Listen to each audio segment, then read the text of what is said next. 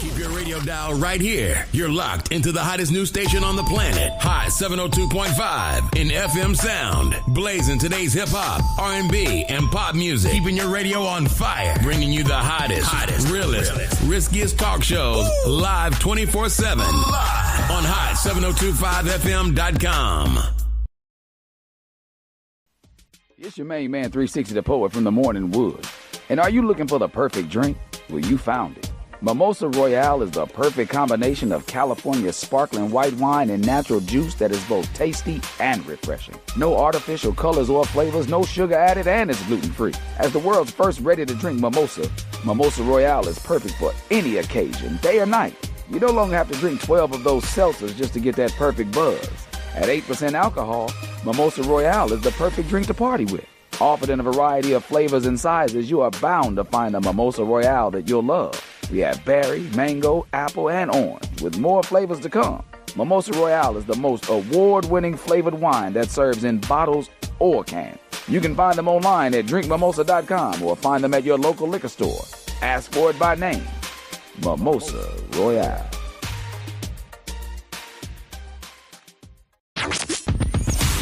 Hi. Hey. What's up? All your favorite artists. Check it out. Say my name. DJ Khaled. This is Mila J. Bruno Mars. On hot7025fm.com. Oh, happy Wednesday. Welcome back, everybody. Welcome back. I hope y'all are doing well this week. Myself, it's been one of those weeks, nothing really too crazy. It's been a long week, but in a good way too. And it's just been a really, really long week. My son had football tryouts last week. That went very well. He's going back for second round tryouts this Friday. I've ever since the sports thing has been coming in school, man, at him such a young age, I'm pretty happy about it because, it kind of gives him something to do to keep him out of trouble and then to help him deal with some frustration that he has if he's dealing with any, that along with therapy. I think I'm getting them right on the right path, if you must say. I'm sure pretty soon they'll open up cheerleading for Kalila. Oh, that's another one. School did start, and all 3 out of 4. 3 out of 4 of my little children, my little broke best friends, have started school this year. Shout out to all of y'all parents that have, been doing y'all thing to make sure y'all was ready for day one for school. I know it's tough. We all got to go through it, but we did it. We made it. We all here. But yeah, my oldest 3 are all officially in school together. It's my youngest one, my junior, my mini-me. That's the one that, I wish I could have recorded it. If y'all would have seen the way he looked at everybody when he seen us today when he got dropped off. He was so happy to see us. It was pretty cool, pretty dope. But he'll be going to school next year. And hopefully if this pre-K program work out for him being 3, I'll have him in there soon. We'll see what's happening with that. But other than that, for the last week for me, it's really just been give and go, just moving and moving and moving. But I've been able to rest too, so I'm not really upset about that. Like I actually get some time to myself. I think the kids were with mom this past weekend, which, I be mixing it up and forgetting because I got them this week. But we got a lot of plans this weekend, so it don't matter. We're gonna have a good time. So I can't wait. But yeah, I kind of didn't really know what to do with myself over the weekend because I'm just used to, working. I didn't have a service or nothing this weekend. I just had the whole weekend to myself. It felt different, but it felt good. It felt nice, but it was like, oh, that's what this feels like. Peace and quiet. Now let me stop. But anyway, we did talk about something last week, and I told y'all I would try to follow it over into this week because I think it's a layered topic. So I don't think you can just attack it from one angle, or I don't think you can approach it with just one angle. I think there's other parts to it. Of course, you all know, welcome back. It's Talk is Cheap, your host, Juss Quanni, right? We all know that much. Again, we had the conversation about survival mode, something I believe a lot more people are experiencing than they realize.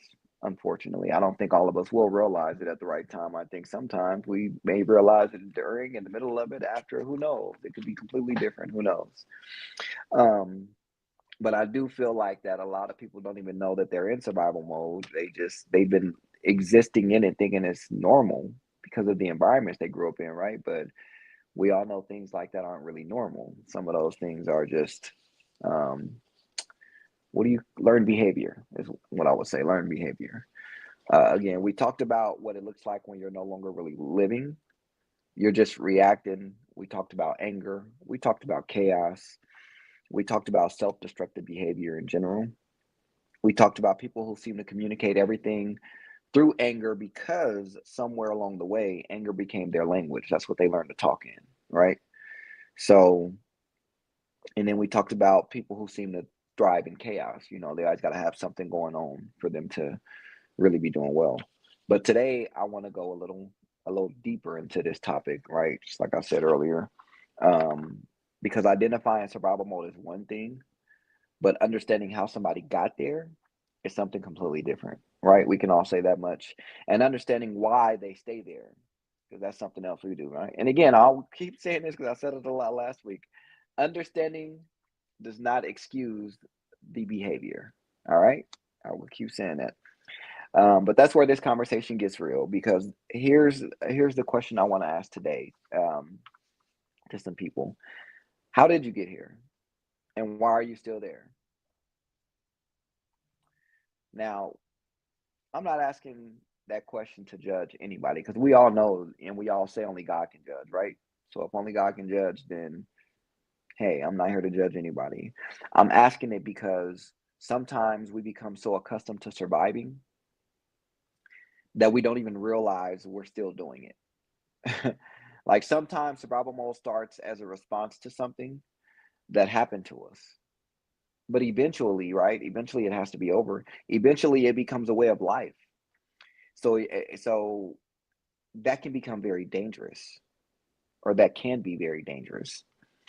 Now, because the coping mechanisms that helped you survive one chapter can become the very things that prevent you from entering the next chapter. So today we're going to talk about how people fall into survival mode, how they get stuck there, what you should look for when somebody is struggling, right? The signs, we all see them sometimes, but don't know that they're there. Why some people become angry, why some people isolate, why some people destroy things before they have the opportunity to lose them, okay? Why some people constantly create chaos. And most importantly, how do you start getting out, right? Because surviving is an accomplishment, but surviving forever shouldn't be the goal. That goal is eventually to live again, right? To be fun, to have a good, I wouldn't even say just to be fun, but to live and experience life, right? That's what the goal will be. Now, let's start by going back to last week. We said something very important. Survival mode doesn't always look like survival. Sometimes survival mode looks like anger. Sometimes it looks like being overly independent. Sometimes it looks like saying, I don't need anybody. Sometimes it looks like working constantly or partying constantly. Sometimes it looks like drinking too much, or it looks like shutting everybody out. Or sometimes it could look like the strongest person in the room, or it looks like being the strongest person in the room while you secretly falling apart, right? That's important because when we hear the word survival mode, we might imagine somebody who looks completely broken, completely out of it, destroyed, can't get nothing together, probably outfit all over the place, hair is a mess, house is a mess, car's a mess. But that's not always the case. Somebody can be successful, have a career, have money, have children, have friends, a relationship, and still be operating from survival mode. Because survival mode isn't necessarily about what your life looks like. It's more so about what your nervous system believes is happening, right? And sometimes we all know we got those bad nerves and we just can't help it and put ourselves in that feeling. But you can be sitting in a perfectly safe room, perfectly safe. Right now, I feel perfectly safe, and still feel like you're under attack. You can have somebody who genuinely loves you and still be waiting for them to hurt you. You can finally have stability and still be preparing yourself for disaster. That's what makes survival mode so complicated. Sometimes the danger is gone, but your body hasn't received the message yet. Okay? Sometimes it takes a minute for that message to get to your brain and your body for you to fully understand what's happening. Now we all say, well, how do people really fall into survival mode? And I'm gonna keep saying this. Survival is an instinct that every human being has in common. Every single one of us knows how to survive on this planet with no issue, no ifs, ands, or buts. We all know how to survive. So how do people get there? Sometimes it's one major event, a death, a divorce, a traumatic experience, losing your home, losing your job, a serious financial crisis, a major betrayal, a relationship ending. Something happens, and I don't think we fully process what has happened, right? But sometimes it's not just one event, right? Sometimes it can actually be years of things that built up, years of instability, years of being yelled at, years of walking on eggshells, years of not knowing what version of somebody you're going to get, years of financial stress, years of being responsible for everybody else, or years of never feeling safe enough to relax. And eventually, your body learns, I need to stay ready. Y'all know MT, or ET, sorry. He'd be like, stay ready so you never got to get ready, right? And that's what this is saying. Like, I need to stay ready so I ain't never got to get ready. Always in survival mode. But ready for what? The next argument? The next bill? The next disappointment? The next phone call? The next betrayal? The next crisis? You tell me what it is that you're waiting for next, because you don't know. So we have to learn to start calming our nerves down so we don't get to that mindset of always looking for the next issue, right? And then when you're constantly preparing for that next crisis, though, you don't have much energy left to build your future. You're too busy defending your present. That's survival mode. That's what that looks like. Here's something people don't talk about enough and needs to be discussed more, right? People may say, I'm okay. But your body may say, we're not safe. That's why somebody can know logically that they're safe, but still feel anxious. They may know their partner isn't their ex, but still react like they're dealing with their ex. They may know their boss isn't their abusive parent, but criticism still feels like an attack. And I say that because, and especially, first coming in at the funeral home in my career, I felt like when I would have constructive criticism, I would felt like it was an attack. So I always wanted to defend myself. And sometimes it wasn't even about that. What I had to come to realize is, and I'm thankful that they have been so patient with, my growth and stability there. But what I've had to come to realize is that it was more so of, you may not have done anything wrong, but you could have done this a little better this way. Or you could have handled this a little better doing it this way. Never say you wrong. It's not about having to defend you, but maybe I have a little more insight to help you deal with a problem so you can get a better solution to it. And when I realized that, I was like, man, I've been going about this wrong the whole way. So now when it happened, I just shut up and be like, okay, let me hear everything they got to say first. Let me understand where they're coming from first. So that way I don't get offended by them just trying to simply advise me on doing something maybe that's easier or on a better path for me, right? Maybe that's exactly what it is. So now I can have those conversations, hear the criticism, and be like, okay, I can change that. I can work on that one, and I'm gonna work on that too. You know what I mean? It's more so of, all right, I figured it out. That one is the biggest issue, so I'm gonna change that because it has to be changed. These two I can work on in the background, but my main concern is this right here, right now, because this is the biggest issue that I'm having. So I need to fix that. Simple as that. Simple as that. But it's more so what it's saying here. That criticism feels like an attack because of the trauma in the past that I've been through in my past. And I had to learn and realize, like, damn, this don't have anything to do with my past, right? Then it just makes you feel like the present isn't safe in a way, right? But the past is still influencing the response. That's the issue there, right? And that's why healing isn't simply telling somebody, just get over it. If it was that easy, nobody would struggle. Like if it was super easy to just get over it, nobody would be out here struggling. That's not how you get over it, especially not just by telling somebody to. Just kind of inconsiderate. Now, now we can talk about why people continue to, I guess we can say, stay there, if that's okay. Why some people stay there. Here's where it gets a little interesting to me on the topic. The survival mode is so exhausting, or if survival mode is so exhausting, why do people stay there? Why do we choose to stay there if we know it's so exhausting? Because eventually survival becomes familiar. And familiar doesn't always mean healthy. It just means predictable. Think about somebody who grew up around chaos. You know what I mean? All they know and all they can think about is chaos, chaos, chaos. That's all they grew up with. Think about that. They know how to navigate chaos. They know how to do, they know what to do when people yell. They know what to do when people fight. They know what to do. They know how to defend themselves, right? They know how to anticipate problems. They know how to survive.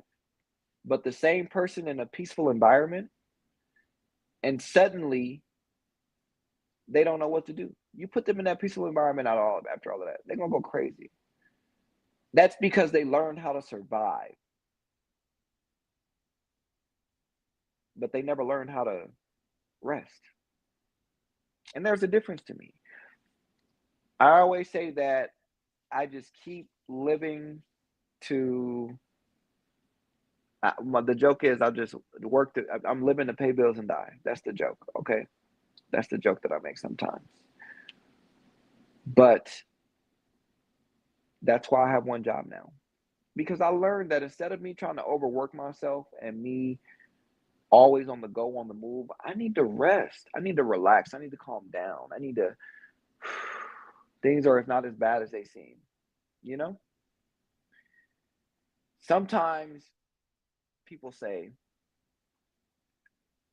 I don't know what's wrong with me. Everything is going well, but I still don't feel right. And maybe nothing is wrong. Maybe you're simply experiencing something unfamiliar. Peace, consistency, stability, healthy communication, and because you spend so much time in chaos, your brain doesn't recognize peace as normal yet. That's why some people sabotage good situations. Not necessarily because they don't want them, but because they don't know how to maintain them. That's part of the real issue, right? I was always ignorant to the signs because I always say, they're an adult. Speak up. Closed mouths don't get fed. You know? And it's like that is true, but at the same time, be a little more sensitive to the situation, right? Let's talk about warning signs. Let me go there first. Because sometimes you're not the person in survival mode. Sometimes you're watching somebody you love go through it. So what should you look for? Let's talk about it. Well, constant defensiveness, that's one to look for. Everything feels like an attack. No matter what it is or what you say, you can be like, hey, is there anything I can help you out with? I could do it by my goddamn self. I just asked if there was something that you could possibly use help with. I didn't say you couldn't do it alone, but you got it. You make a simple observation and they hear criticism. You ask a question and they hear accusation. You try to help and they hear judgment. Sometimes that defensiveness is rooted in feeling unsafe. Okay. Another thing to look for is hypervigilance. They're always watching, always analyzing, always trying to figure out what people really mean. Why did you say it like that? Why didn't you text me back? Who's that? There's so many questions that come along with it. And then you wonder like, dang, why they ask you so many questions? Why they talk about, what were you talking about? Why are you acting different? They constantly looking for the next threat. That's what that is. The accusations are easier to come by when they have nothing going on. So that's why they're going to keep accusing you and keep throwing stuff at you. They might be in survival mode or anger. Anger becomes the first response, even though, and let me rephrase that. That's because talking about it in survival mode. Anger is always your second emotion, right? It's never your first emotion. Anger, you're triggered by something when it comes to anger. I think I've said it before. It's either hurt from the past, frustration of the present, or fear of the future. One of those three will cause you to go into anger. Okay? Hurt from the past, somebody may have pinched you a long time ago and left a bruise and it hurt you. Even if I take the smallest pinch to you, you don't get upset and get mad and get angry over the fact of something that happened years ago. Frustration of the present, you in the room, everybody in there calling your name, not letting you get what you get done one by one, but they keep pulling you left or right. Now you're angry because you're frustrated because you can't get nothing done. You can't sit in one place for too long. Or fear of the future. Easiest one is flight or flight mode. If you are in fear of your life being taken, you might get angry and kill somebody, or you might get angry and utilize that to your advantage to save your life. But anger is never your first emotion. It's always the second. But in this case, when we speak of survival mode, there are some people that because they're in survival mode, which they probably emotionally in some other place right now, right? That anger will be their response at that point, not the last response. I don't know why people think anger is last. I think that's very early on. Something goes wrong, explosion. Something feels uncomfortable, explosion. They feel hurt, anger. They feel embarrassed, anger. They feel rejected, anger. Sometimes anger is covering another emotion. Like we know that. Sometimes anger is covering another emotion. Like I say, fear, sadness, shame, powerlessness. But anger is never really the true trigger. That is the resort that you go to from the emotion you initially felt, right? Or they go into isolation. They don't want to answer nobody calls. They stop reaching out to everybody. They stop asking for help. What else they do? They tell everybody, I'm good. No, I'm fine, man. I got it. Meanwhile, they are over there drowning. They're like, I'm good at drowning. And when you could just ask for help and they'll throw you a life jacket or throw you I forget what they call, the hoop thing or the little floaty thing. I don't know why I can't think of what it's called.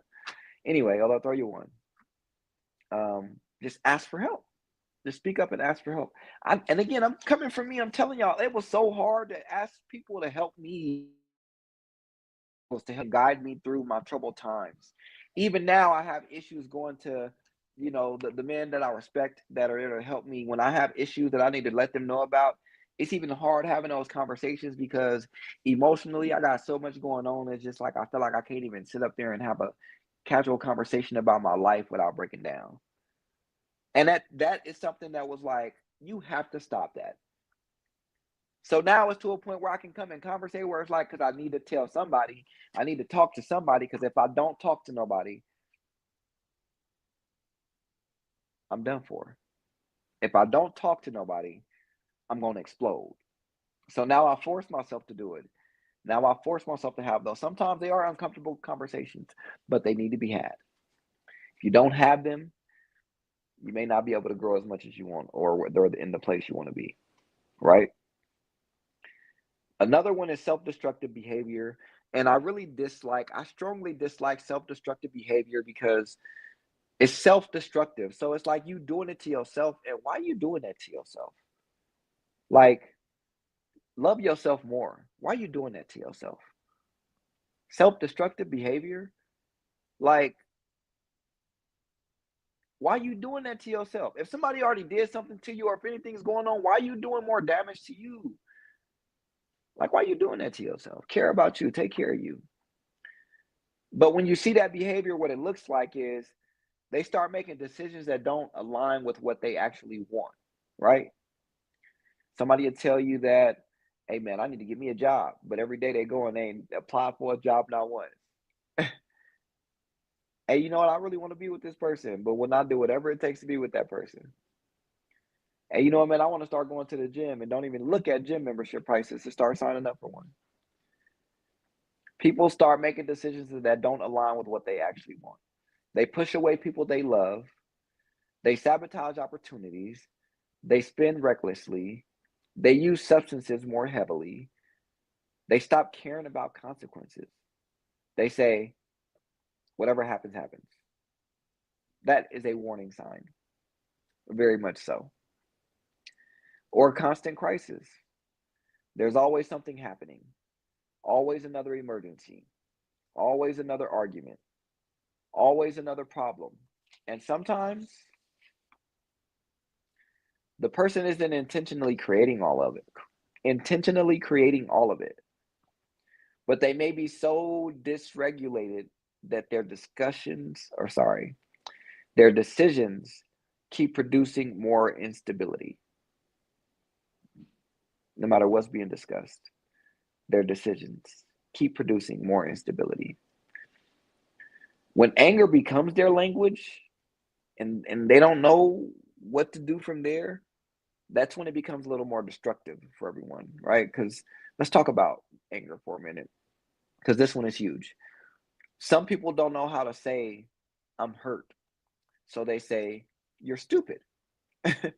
Some people don't know how to say, I'm scared you're going to leave. So they say, I don't need you anyway. Somebody doesn't know how to say, I need reassurance. So they accuse, they attack, they threaten, they shut down.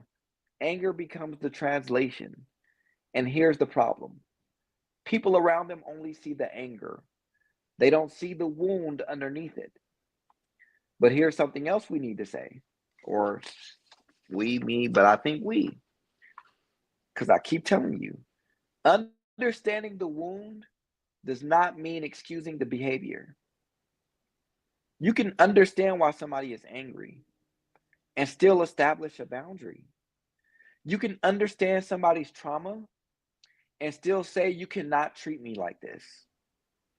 Compassion doesn't require you to become somebody's punching bag. That's an important distinction. Because sometimes people use their pain as permission to hurt other people. And that's not healing. That's transferring pain. Now let's talk about people who thrive in chaos, right? Let's get into one of the most interesting parts of this conversation. People who thrive in chaos. Have you ever met somebody who seems uncomfortable when everything is peaceful?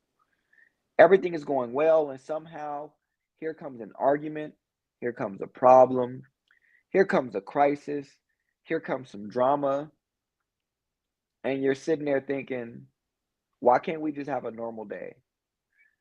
Sometimes people don't necessarily love chaos. They've simply become accustomed to it. The environment they grew up in is probably what they're so used to. Chaos is all they know. Conflict is what they understand. Crisis is what makes them feel important.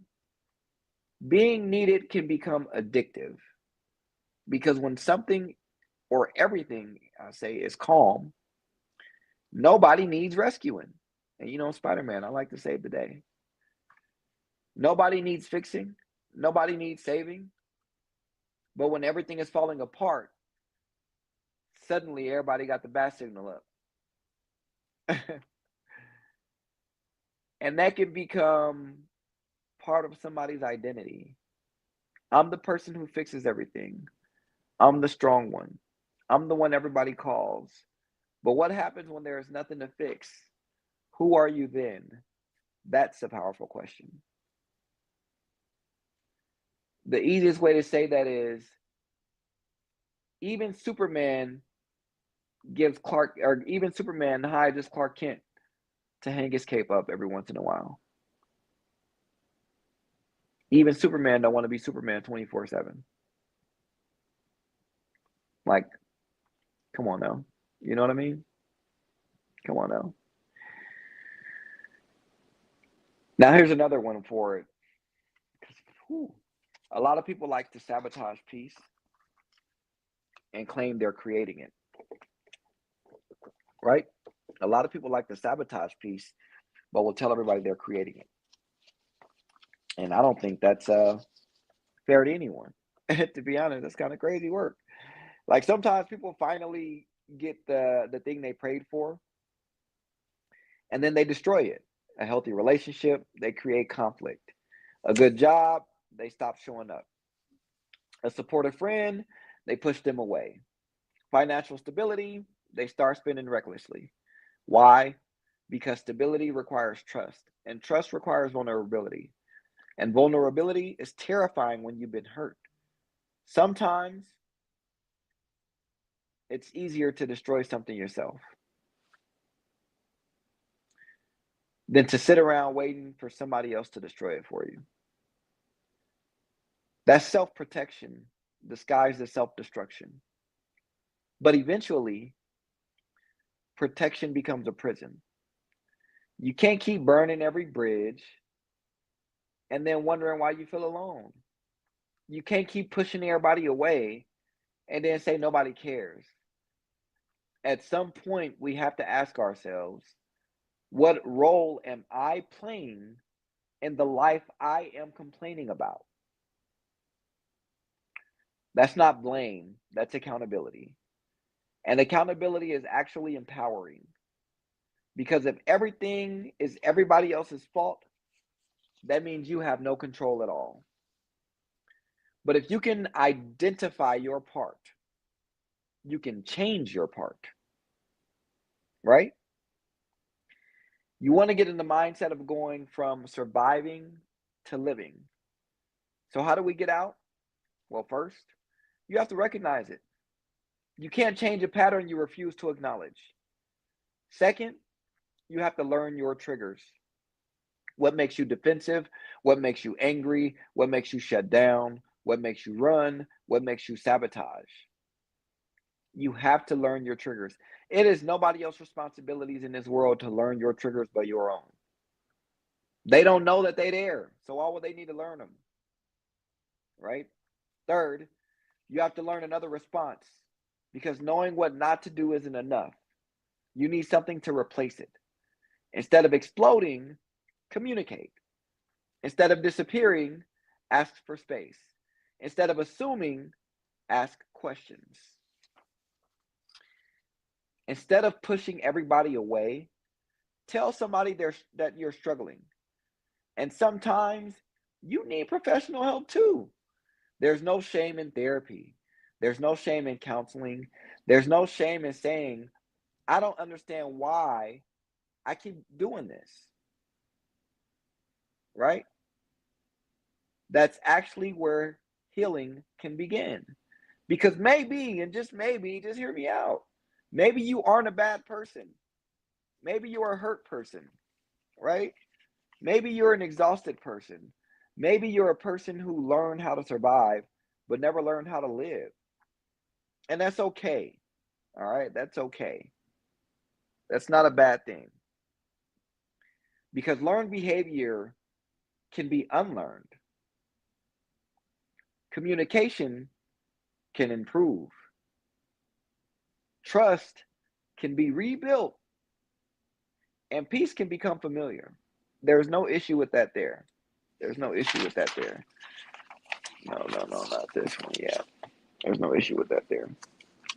And then I say all of that because I think, and I'm going to play devil's advocate for a second here. I think some people may try to communicate that, okay?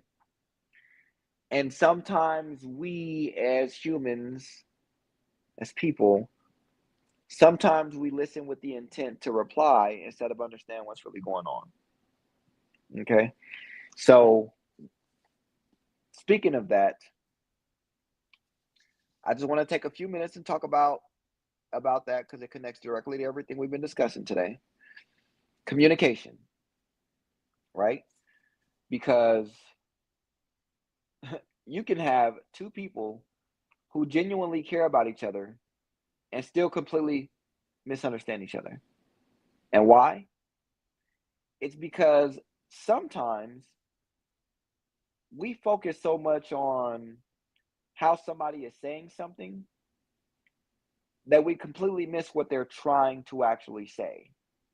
We want to imply what they're saying instead of understanding what they're saying. And I think that's something we need to get better at, right?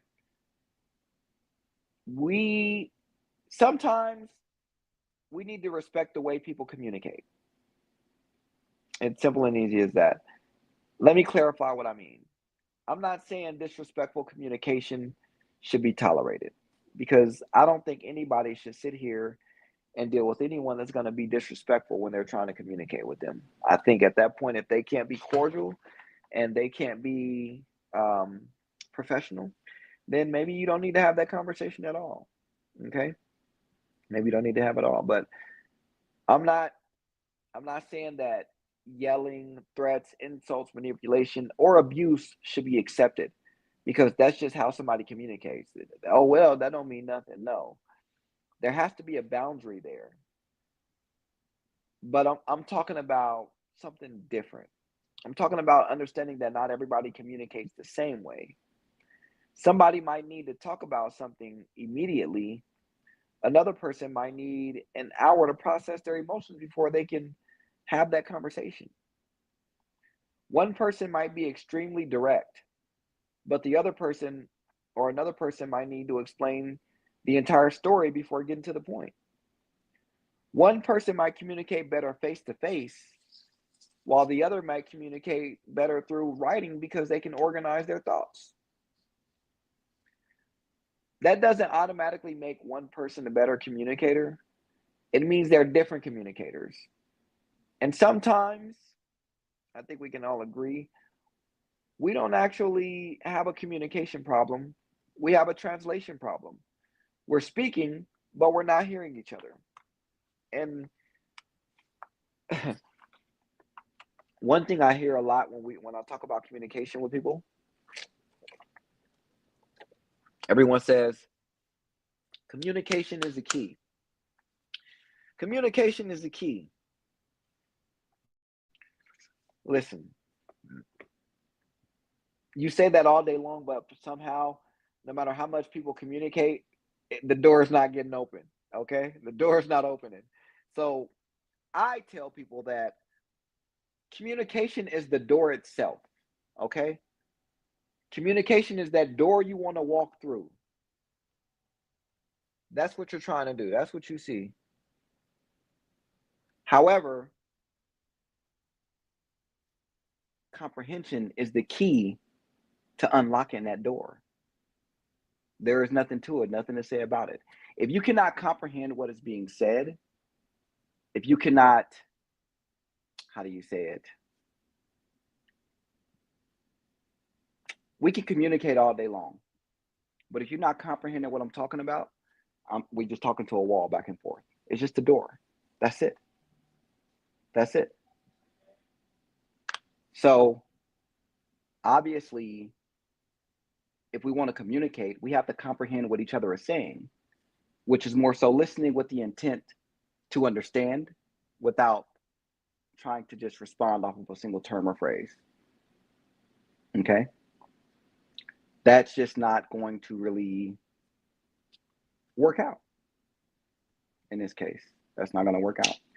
So ultimately, a lot of people are stuck saying that I do communicate, I do communicate, I do communicate. Are you truly understanding each other versus just communicating?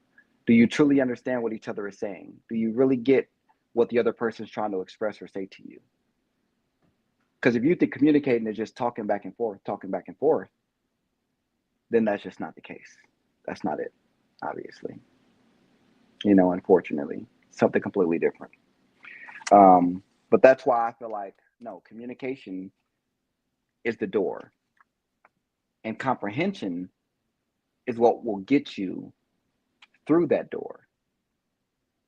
You have to be willing to understand each other. Okay? You have to be willing to. When people say they communicate, but they're not truly listening, I always remind them that listening is a part of communication.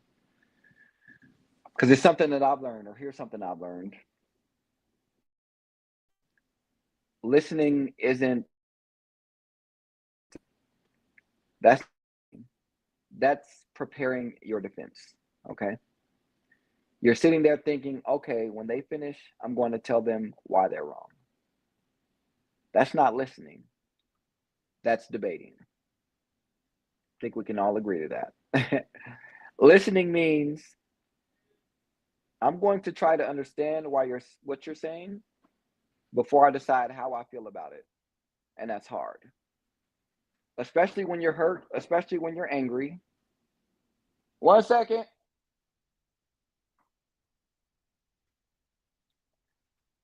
Sorry about that. But it's hard, especially when you're hurt, especially when you're angry, especially when you feel misunderstood yourself. Because when you're emotionally activated, sorry, can you come back? Yeah. The what? Okay.